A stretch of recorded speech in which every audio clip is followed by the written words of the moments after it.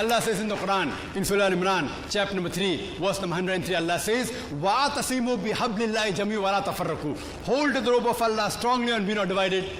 We have to hold to the rope of Allah. The rope of Allah is the glorious Quran and the authentic Hadith.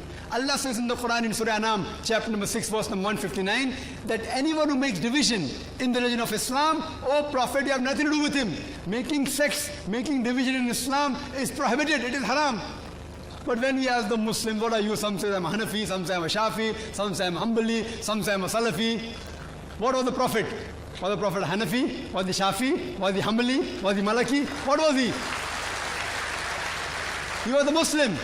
Allah says in the Quran in Surah Al-Imran, chapter number 3, verse number 52, Isa alayhi salam, Jesus Christ, peace be upon you, you are the Muslim. Allah says in the Quran in Surah Al-Imran, chapter 3, verse 67, that Ibrahim, peace be upon him, he was a Muslim.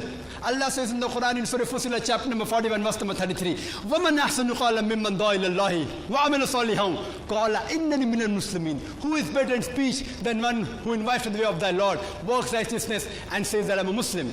Our beloved Prophet Muhammad sallallahu alaihi wasallam was a Muslim. See, all these four great Aimmas, Imam Abu Hanifa, Imam Shafi, Imam Ahmad ibn Hanbal, Imam Malik, may Allah be pleased with them all. They were great scholars. I love them, I respect them all. They were great scholars. But all these great scholars said, all these four Aimmas said, that if you find any of my fatwa which goes against Allah and His Rasul, then you throw my fatwa on the wall.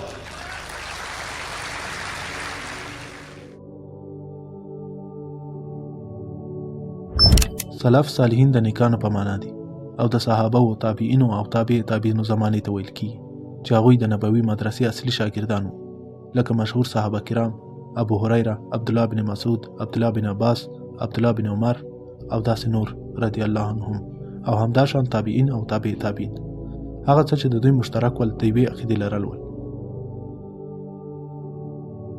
نه یوازې امام ابو حنیفه رحمت الله علیه بلکې امام مالک، امام شافعي، امام بخاري، امام مسلم، امام ابو یوسف او ټول د اهل سنت امامان د دې درې پیړۍ د سلفو په نامه یادېږي او دوی د معتبر اقوال لرونکي دي ځکه رسول الله صلی الله علیه وسلم ورته تر ټولو غوره زمانه ویلې ده. موږ باید د پیغمبر او امام درجه وپیژنو، د پیغمبر سره د پیغمبر په درجه کې او د امام سره د امام په درجه کې محبت ولرو او اطاعت یې هم همداشان وکړو. او دا هم باید وپیژنو چې پیغمبر اشتباه نه کوي.